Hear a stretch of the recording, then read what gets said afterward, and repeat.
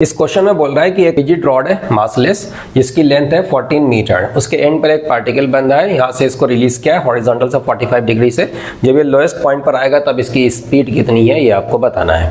जब ये देखो इसको हम कैसे करेंगे, यहाँ से यहाँ तक चल करके आएगा तो वर्टिकली कितना नीचे आया, this is L sin 45 and this is L, सो इतना ये नीचे आया, ये पोटेंशियल एनर्जी का लॉस है और ये चला गया काइनेटिक एनर्जी में, इससे आपको V मिल जाएगा।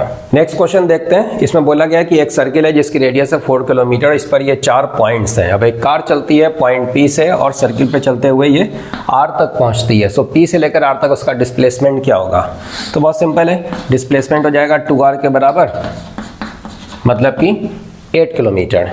नेक्स्ट क्वेश्चन, इसमें बोल रहा है कि 1 मोल एक मोनोएटॉमिक गैस का है जिसका इनिशियल वॉल्यूम 2V है, हमने उसको एडियाबेटिकली कंप्रेस किया वॉल्यूम V तक और इनिशियली उसका टेम्परेचर T था। तो इस प्रोसेस में जो वर्क किया गया है उसका मैग्नीट्यूड आपको बताना है कितना होगा। देखो एडियाबेटिक प्रोसेस में वर्क का मैग्नीट्यूड क्या होता है, P1V1 minus P2V2 upon gamma minus 1। Monoatomic के लिए गामा कितना हो जाएगा, 5/3।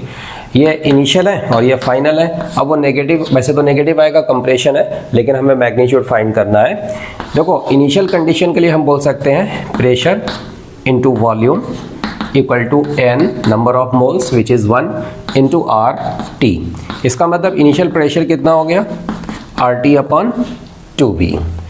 अब जब हम इसको एडियाबेटिकली 2V से V तक ले जाएंगे तो लेट अस सी कि फाइनल प्रेशर क्या होगा, हमें इसकी ज़रूरत यहाँ पर पड़ने वाली है। बाकी वॉल्यूम V2 तो हमें पता है वो V के बराबर है।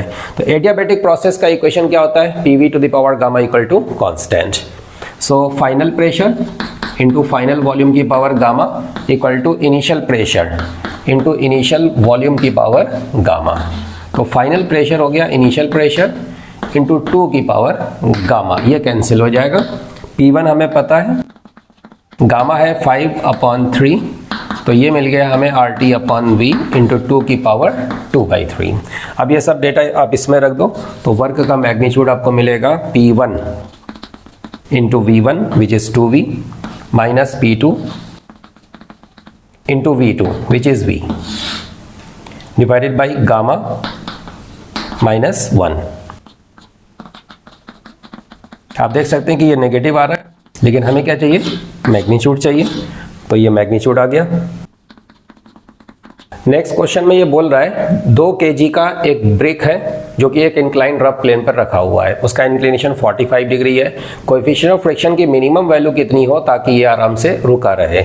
आपको पता है जब कोएफिशिएंट ऑफ फ्रिक्शन यहाँ पर मिनिमम होगा ये स्लिप करने की कगार पे होगा और उस केस में म्यू होता है tan थीटा के बराबर। तो उस केस में जो म्यू है विच इज म्यू मिनिमम, ये हमें मिल जाएगा 1 के बराबर। So that is the answer. Next question में ये बोल रहा है कि ये 3 टाइप के सर्किट्स हैं और इनके फेजर डायग्राम बने हुए हैं, तो आपको मैच कराना है कि किसका कौन सा फेजर डायग्राम है। देखो इसमें हम क्या करेंगे, इंडक्टिव सर्किट जो होता है प्योरली इंडक्टिव, उसमें वोल्टेज करंट से π/2 डिग्री फेज से π/2 रेडियन फेज से आगे होता है। तो वोल्टेज की फेज आगे होना चाहिए, वोल्टेज इधर, करंट लैगिंग होना चाहिए उसके पीछे 90 डिग्री से। तो देखो ये मैच कर रहा है, वोल्टेज आगे है और करंट पीछे लैग कर रही है। तो इंडक्टिव के केस में इस टाइप का फेजर डायग्राम बनेगा।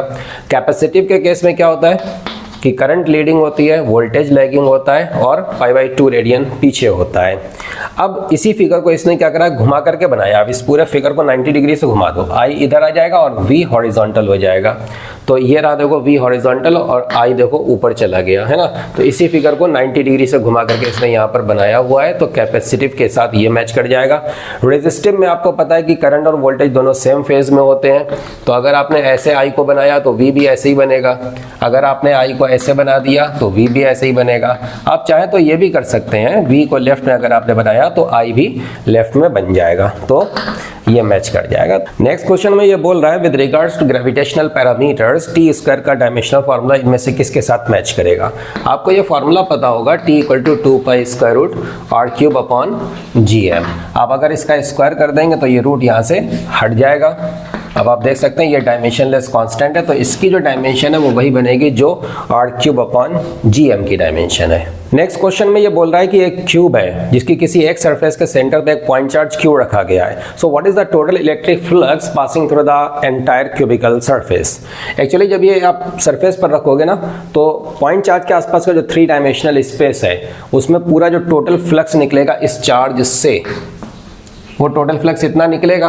अच्छा, उस टोटल फ्लक्स का आधा हिस्सा एक तरफ जाएगा सरफेस के एक तरफ और बाकी का हिस्सा दूसरी तरफ चला जाएगा। तो जो बाहर निकलेगा उसको तो जाने दो, जो अंदर अंदर चला वही आधा हिस्सा फ्लक्स का, आधा का मतलब इसका आधा, ये आधा हिस्सा फ्लक्स का जो अंदर की अंदर चला, अब फिर ये इस क्यूब की अलग अलग सरफेसेस से पार होकर के बाहर निकलेगा।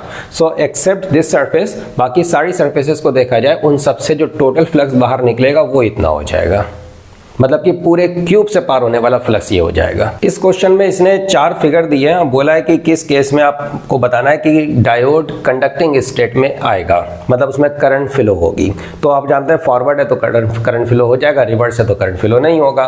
अब देखो जैसे ये सेल लगा हुआ है तो ये हायर, ये लोअर पोटेंशियल है, तो ये सेल अपने हिसाब से इस तरफ करंट को चलाने की कोशिश करेगा, मतलब करंट ऐसे जाना चाहेगी लाइक दिस, तो ये रिवर्स में आ गया, तो ये तो कंडक्टिंग स्टेट में आएगा नहीं, करंट फ्लो होगी नहीं। इसको देखा जाए ये जो सेल है वो इस तरीके से करंट को चलाने की कोशिश करेगा, तो ये करंट इधर जाना चाहेगी। आप देख सकते हैं ये फॉरवर्ड स्टेट में आ रहा है तो ये कंडक्टिंग हो जाएगा। बाकी वैसे में चेक करने की ज़रूरत तो नहीं है, लेकिन आप देख सकते हैं कि ये सेल करंट को ऐसे पुल कर रही है, मतलब इधर चलाने की कोशिश कर रही है, ये रिवर्स हो गया, कंडक्टिंग नहीं बनेगा। सिमिलरली ये सेल करंट को इधर खींच रहा है, मतलब चलाने की कोशिश कर रहा है, तो ये भी रिवर्स में आ गया, तो ये भी नहीं होगा कंडक्टिंग। अगले क्वेश्चन में ये बोल रहा है कि एक हीटर है जिसकी ये रेटिंग है 50 वाट एंड 200 वोल्ट। तो आपको बताना अगर उसी हीटर को हम 100 वोल्ट पर इस्तेमाल करें तो उसका पावर कंजम्पशन कितना होगा। देखो बहुत आसान सी चीज़ है, पावर कंजम्पशन होता है V²/R। हीटर वही रहेगा तो जो रेजिस्टेंस है वो तो जितना उतना ही रहेगा, रेजिस्टेंस फिक्स है। अगर आप 200 पर इस्तेमाल करेंगे तो 50 वाट इस्तेमाल हो रहा है, 200 से रेड्यूस करके 100 कर दिया, मतलब पोटेंशियल कितना कर दिया, आधा कर दिया। पोटेंशियल अगर आधा करोगे, V का स्क्वायर है ना, आधा करोगे तो 1/2 का स्क्वायर 1/4, तो पावर कितनी हो जाएगी, 1/4 हो जाएगी, 1/4। अब 1/4 पावर का मतलब कितना, अगर 200 पर इतना कंजम्पशन है तो इसका 1/4 कर दो, 1/4 कर दो, कितना आ जाएगा 12.55 वाट, ये आंसर आ जाएगा। नेक्स्ट क्वेश्चन में ये बोल रहा है कि गामा रेस की वेवलेंथ λ1 है, इंफ्रारेड का λ2 है, अल्ट्रावायलेट का λ3 है और माइक्रोवेव्स का λ4 है। तो इन सब का ऑर्डर बताना है, कौन बड़ा है कौन छोटा है, वो ऑर्डर बताना है। तो ये तो आपको पता होगा, गामा रेस सबसे ज़्यादा एनर्जेटिक होती है, ज़्यादा एनर्जेटिक का मतलब उनका वेवलेंथ कम होगा, Sc/λ, λ कम होगा तो एनर्जी ज़्यादा होगी। तो gamma rays they are most energetic, तो उनका वेवलेंथ सबसे कम है, सबसे कम हम लेफ्ट में लिख रहे हैं।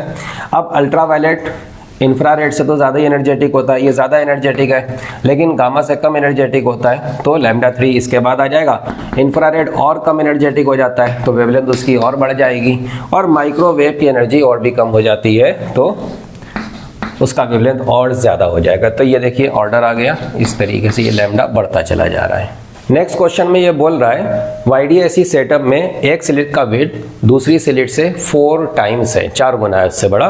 तो स्क्रीन पर बनने वाले इंटरफेरेंस पैटर्न में मैक्सिमम इंटेंसिटी और मिनिमम इंटेंसिटी का रेशियो क्या है ये आपको बताना है। देखिए अगर इसकी वेट इसकी 4 गुना होगी तो इससे जितनी लाइट पास हो रही है उसकी 4 गुना लाइट इससे पार होगी, मतलब अगर इसकी इंटेंसिटी I है तो इसकी इंटेंसिटी 4I हो जाएगी। अब आप जानते हैं कि I मैक्स क्या होता है, √I1 प्लस √I2 का होल स्क्वायर, और ये होता है √I1 माइनस √I2 का होल स्क्वायर। तो ये वैल्यू हमें मिल रही है 9/1। This is the ratio 9:1। Next question में ये बोल रहा है, इसने एक सर्किट दिया है, बोल रहा है कि ये सर्किट किसके इक्विवेलेंट है, और नॉर एंड नैंड किसके इक्विवेलेंट है वो आपको बताना है। तो इसमें हम क्या करेंगे, ट्रुथ टेबल बना लो, उससे आपको आसानी से समझ में आ जाएगा कि ये किस टाइप का सर्किट बन रहा है। अब अगर हमने इसको 1 और 1 रखा, ये नॉट होता है, आपको पता होगा ये नॉट का सिंबल है और ये नैंड का सिंबल है, ठीक है, ओके। तो देखो 1 को ये क्या बना देगा 0, और ये क्या बना देगा 0, 0 0 आया, 0 एंड 0 दैट इज 0, फिर उसके ऊपर नॉट लगा हुआ है, एंड के ऊपर नॉट लगा हुआ है, तो 0 एंड 0 इज 0, उसका नॉट दैट इज 1, ठीक है। अब एक काम करते हैं, हम दोनों को 0 बना देते हैं, ये लो दोनों को 0 बनाया। अब 0 0 बनाया तो ये क्या हो गए 1 1 हो गए। 1 and 1 दैट इज 1, उसका नॉट 0। अब हम इसको 1 कर देते हैं, इसको 0 कर देते हैं। 1 का बन जाएगा 0, 0 का बन जाएगा 1। 0 इधर आया, 1 इधर आया, 0 and 1 दैट इज 0, उस पर लगा दो नॉट तो वो बन गया 1। ओके, ये 1 हो गया। सिमिलरली 0 and 1 कर देंगे तो ये आपको इधर 1 मिल जाएगा। अब ये जो आउटपुट हमको मिल रहे हैं इनको देख के आप समझ सकते हो कि इनमें से कौन सा बनेगा। 1 और 1 इज 1, 0 और 0 इज 0, 1 और 0 इज 1, 0 और 1 इज 1। तो क्या बन गया। नेक्स्ट क्वेश्चन में ये पूछ रहा है, दो स्टेटमेंट दिए गए, कौन करेक्ट इनकरेक्ट है, एक्सप्लेनेशन है कि नहीं है। पहले स्टेटमेंट में बोल रहा है कि in photoelectric effect the number of photoelectrons emitted is proportional to the frequency of the light. Second में बोल रहा है कि the maximum kinetic energy of the electrons that is proportional to the frequency of light. देखो इसमें क्या होता है, नंबर ऑफ फोटो इलेक्ट्रॉन ये फ्रीक्वेंसी के प्रोपोर्शनल नहीं होता है। जितने ज़्यादा फोटॉन्स आएंगे उतने ज़्यादा इलेक्ट्रॉन निकलेंगे। Number of electron depends upon number of photons, not the frequency of the photon. तो पहला स्टेटमेंट तो गलत हो गया, और अगर ये गलत है तो फिर इसके कोई भी statement, second statement whether it is correct और incorrect doesn't matter, it cannot be the explanation of the first statement.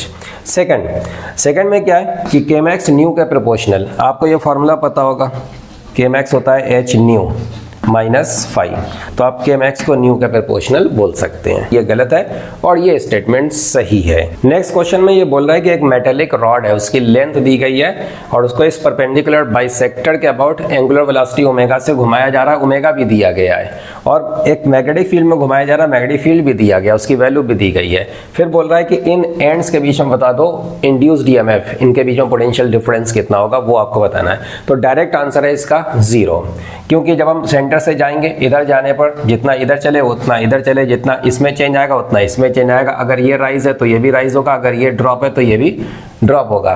तो starting from the same common point we are moving up to this point and up to this point, so whatever is the potential at this point that is also the potential of this point.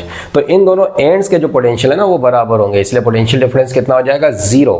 तो इसमें जितनी भी values दी गई उन सबका कोई काम नहीं है, डायरेक्ट आंसर आएगा 0। नेक्स्ट क्वेश्चन में इसने एक असर्शन दिया है और एक रीजन दिया है। असर्शन में ये बोल रहा है कि angle of contact depends upon the materials of the solid and the liquid. Obviously ये करेक्ट है, ऑफ कोर्स उनके मटेरियल पर ही डिपेंड करता है, ये तो सही है। बाकी रीजन में ये बोल रहा है कि कैपिलरी राइज का जो अमाउंट होता है वो कैपिलरी की रेडियस से इंडिपेंडेंट है। ऑब्वियसली ये गलत है, आपको पता है h होता है 2t cos theta by rho g r, तो ये h r के इनवर्सली प्रोपोर्शनल होता है। r कम होने पर ये ज्यादा होता है, ज्यादा होने पर कम होता है। ऑफ कोर्स ये r पर डिपेंड करता है, उसने बोला इंडिपेंडेंट, इसका मतलब ये गलत है और ये सही है। नेक्स्ट क्वेश्चन में ये बोल रहा है एक स्लैब है जिसकी थिकनेस है 4/√3 सेंटीमीटर, उसका रिफ्रैक्टिव इंडेक्स है √12। अब एक लाइट रे इस पर इंसिडेंट हो रही है और एक ऐसे एंगल पर इंसिडेंट हो रही है which is very close to the critical angle for the glass air interface. ठीक है, ये इंसिडेंट हो गई। अब इसमें कुछ लेटरल डिस्प्लेसमेंट होगा बिकॉज ऑफ द स्लैब, तो लेटरल डिस्प्लेसमेंट लाइट रे में कितना है ये आपको फाइंड करना है। देखो अगर आपको फार्मूला पता है तो ज़्यादा बेहतर है, डायरेक्ट बहुत तेज़ी से आंसर आएगा। ये होता है लेटरल डिस्प्लेसमेंट का formula t sin i minus R upon cos R. R है यहाँ पर अंदर साइड में एंगल ऑफ रिफ्रैक्शन, i है एंगल ऑफ इंसिडेंस। अब ये i कितना उसने बोला है, क्रिटिकल एंगल के ही ऑलमोस्ट बराबर। इसका मतलब i कितना हो जाएगा, sine inverse 1 upon refractive index. मतलब हमें साइन i पता है और साइन i पता है, इससे हमें कॉस i भी मिल जाएगा। फिर अगर हम स्नेल्स लॉ लगा दें तो we will write 1 sin i equal to mu sine r।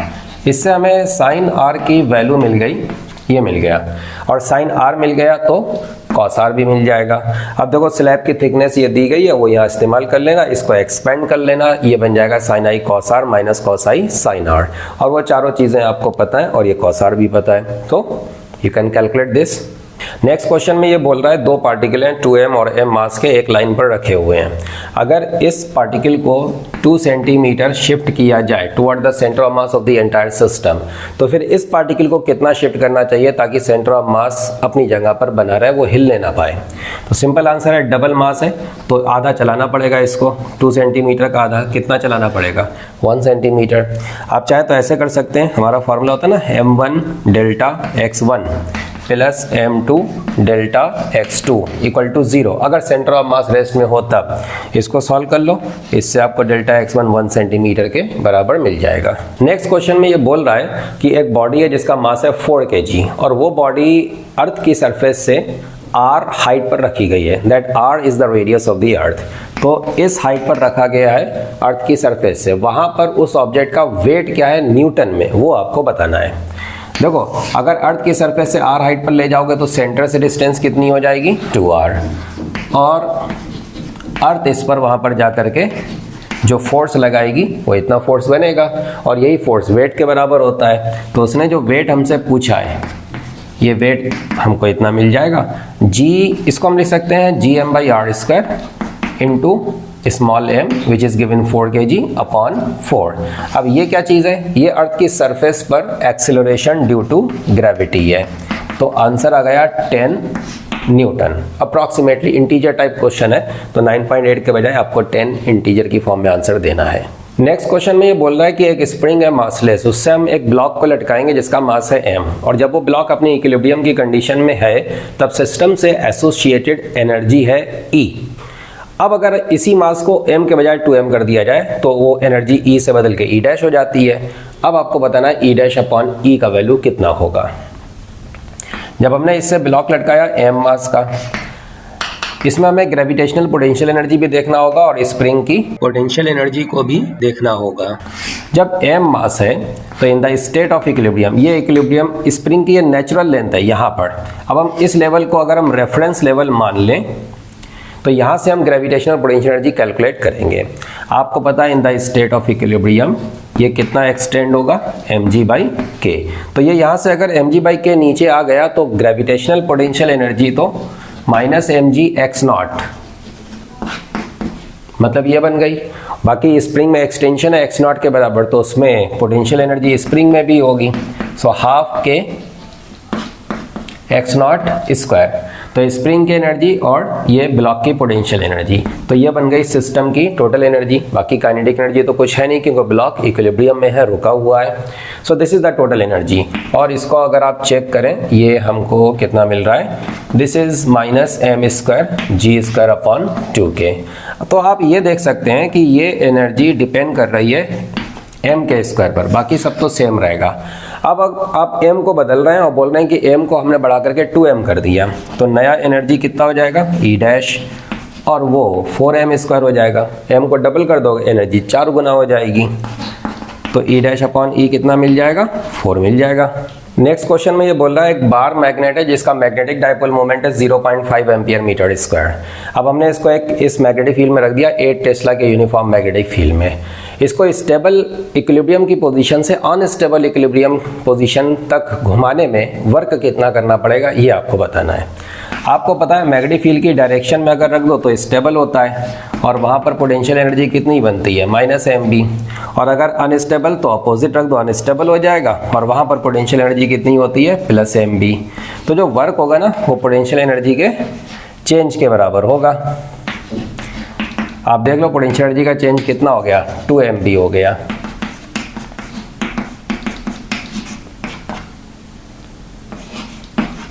तो वर्क आ गया 8 जूल। नेक्स्ट क्वेश्चन में ये पूछ रहा है मीथेन के लिए translational degree of freedom F1 है और rotational degree of freedom F2 है।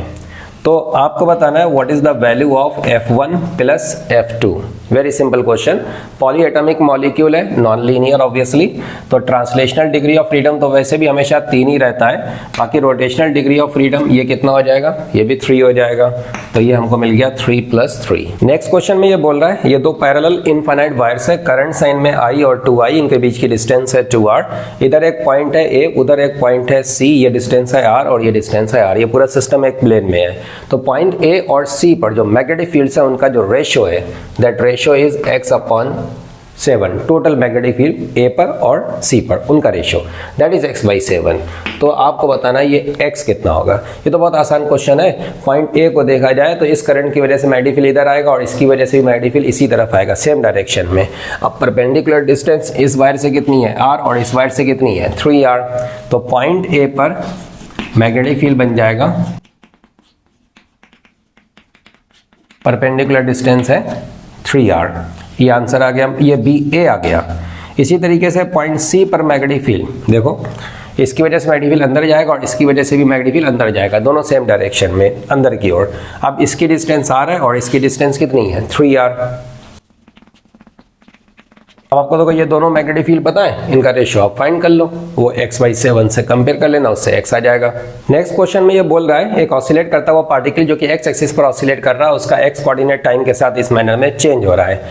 उसका टाइम पीरियड 3.14 सेकेंड है। अगर वो पार्टिकल t = 0 पर, अगर उसका x, अगर उसकी पोजीशन n√3 है, तो ये n की वैल्यू कितनी है ये आपको बताना है। ये तो बहुत आसान है, जब उसने t = 0 बोल दिया तो हमें ओमेगा की भी जरूरत नहीं है। उसने ये जो दिया है ना, ये ओमेगा फाइंड करने के लिए दिया है, लेकिन हमें जरूरत नहीं है। आप t को इसमें 0 कर दो और x कर दो n√3, ये बन जाएगा sin π/3। तो n की वैल्यू हमें मिल गई 5। नेक्स्ट क्वेश्चन में ये बोल रहा है दो वायर्स हैं a और b, उनकी रेडियाई है 2 मिलीमीटर 4 मिलीमीटर, लेंथ सेम है, मटेरियल सेम है, मतलब रेजिस्टिविटी सेम हो जाएगी। अब अगर b का रेजिस्टेंस 2 ओम है तो a का रेजिस्टेंस कितना होगा ये आपको बताना है। देखो रेजिस्टेंस क्या होता है, रो L/A, तो रो सेम है और L भी सेम है, फर्क किस पे आ जाएगा एरिया में, और क्रॉस सेक्शन एरिया क्या हो जाएगा πr²। तो आप देख सकते हैं कि इसकी रेडियस 4 है तो इसकी 2 है, मतलब इसकी रेडियस की आधी रेडियस इसकी हो गई। रेडियस अगर आधी हो गई तो एरिया 1/4 हो जाएगा, क्रॉस सेक्शन एरिया 1/4 हो जाएगा, और क्रॉस सेक्शन एरिया अगर 1/4 हो गया तो रेजिस्टेंस 4 टाइम्स हो जाएगा। तो अगर इसका 2 ओम है तो इसका 8 ओम बन जाएगा।